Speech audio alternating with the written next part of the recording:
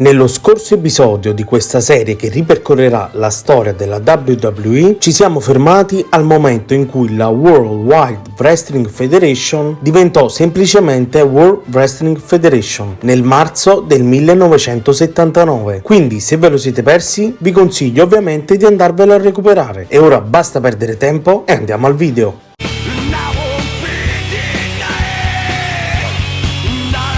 Vince McMahon, all'età di 12 anni, incontra per la prima volta suo padre biologico, il protagonista del nostro episodio precedente, Vincent Jess McMahon, e scopre il suo ruolo all'interno del professional wrestling. E da lì in poi nasce anche in lui la stessa passione. Però, a differenza del padre, lui voleva diventare un wrestler, ma il padre gliel'ha sempre impedito, e quindi iniziò a collaborare con lui, prima dietro le quinte, poi come intervistatore, fino al 1980, anno in cui Vince Kennedy McMahon fonda la Titan Sports e nel frattempo nel 1982 compra la Capitol Sports dal padre per la cifra di $1 milione.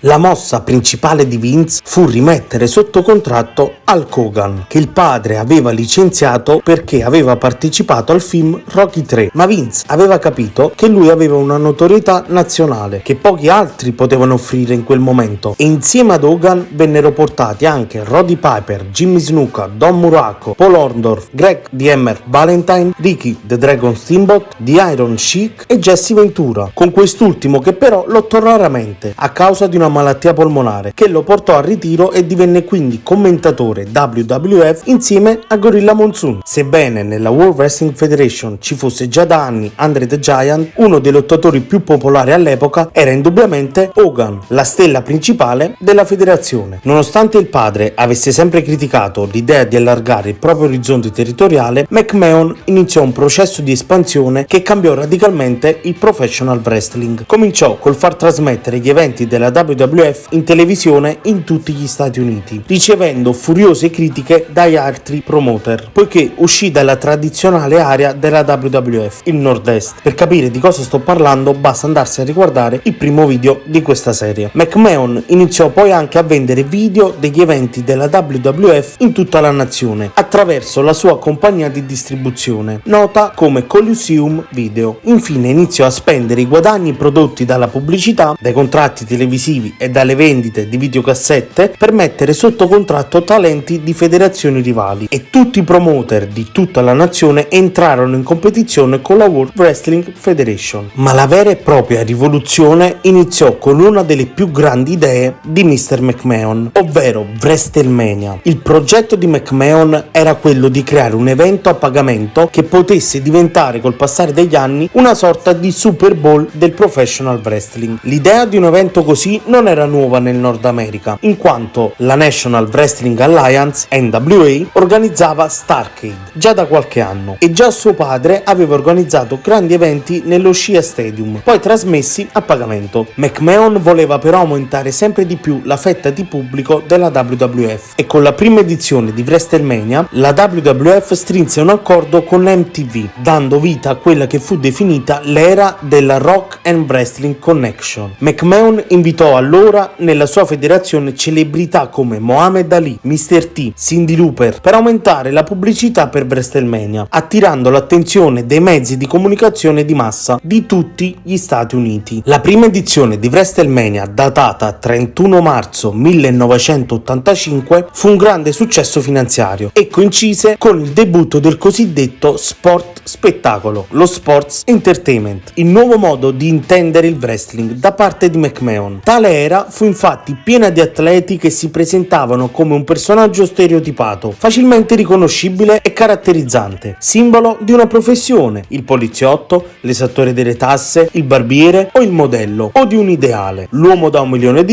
e tanti difensori della patria. Grazie a tale successo, WrestleMania divenne un evento annuale da svolgersi fra marzo e aprile. L'uomo immagine di questa nuova era fu senz'altro Hulk Hogan, dotato di grande carisma e prestanza fisica. Oltre ad Hogan iniziarono ad affermarsi altri atleti che facevano del fisico il loro punto forte, come The Ultimate Warrior e Randy Savage. Inoltre la WWF poteva vantare anche di una corposa divisione tag team con importanti coppie quali i Rockers, i Demolition, la Hart Foundation e i British Bulldogs. Questo periodo di massima popolarità venne caratterizzato da un aumento considerevole considerevole della promozione commerciale, con l'obiettivo di rendere il wrestling uno sport spettacolo celebre a livello di altre discipline sportive di popolarità mondiale, facendo uscire il wrestling da quella sorta di nicchia per soli appassionati, generando così maggiori ricavi. Vennero quindi prodotte anche numerose serie di giocattoli destinate ai fan più giovani, come la serie di action figure degli atleti WWF, oltre a magliette, poster e altri prodotti commercializzati anche al di fuori degli Stati Uniti. Nel 1987 la WWF aumentò ancora il successo della compagnia, producendo ciò che è stato considerato il picco dell'espansione del wrestling negli anni 80, ovvero WrestleMania 3, in quello che fu presentato dalla WWF come il più grande incontro dello sport spettacolo. Si sfidarono Hulk Hogan e Andre the Giant, con in palio il titolo mondiale dei pesi massimi WWF, detenuto ai tempi da Hogan, e l'immagine di quest'ultimo che schiaccia Andre the Giant al suolo con una body slam è uno dei momenti simbolo dell'intera storia della WWF, ma soprattutto del professional wrestling. Grazie a tale successo McMahon decise di aggiungere altri 3 eventi annuali, uno per ogni stagione dell'anno, con le Survivor Series in autunno, prima edizione nel 1987, SummerSlam in estate, prima edizione nel 1988, e la Royal Rumble in inverno, prima edizione nel 1988. Le Survivor Series erano caratterizzate da incontri a squadra ed eliminazione. La Royal Rumble aveva al centro l'omonimo incontro a 30 uomini e SummerSlam divenne l'evento principale dell'estate. Genericamente WrestleMania 6, svolta il 1 aprile nel 1990, è considerata la fine dell'era per una serie di ragioni, in quanto fu l'ultima apparizione di Andre the Giant, l'ultima apparizione di Nikolai Volkov come cattivo. Il suo turn face rifletteva la fine della guerra fredda e soprattutto lo scontro fra Hulk Hogan e The Ultimate Warrior, l'unico lottatore che in quel periodo raggiunse livelli di popolarità pari a quelli di Hogan. La sconfitta pulita di Hogan segnò il passaggio di consegne al suo avversario, nuovo simbolo della federazione e della fine di un'intera era. Tuttavia The Ultimate Warrior non fu all'altezza delle aspettative e Hogan vinse il titolo mondiale altre 3 volte nei 3 anni successivi, nonostante diversi annunci di ritiro. Ragazzi, anche questo episodio è finito. Oggi abbiamo raccontato l'ascesa del potere della WWF che ha portato nel mainstream il nostro amato sport. Io vi ringrazio e mi raccomando di lasciare un like e un commento, di seguirmi su Instagram e TikTok e di iscrivervi qui su YouTube. Noi ci vediamo in un prossimo video. Ciao ragazzi!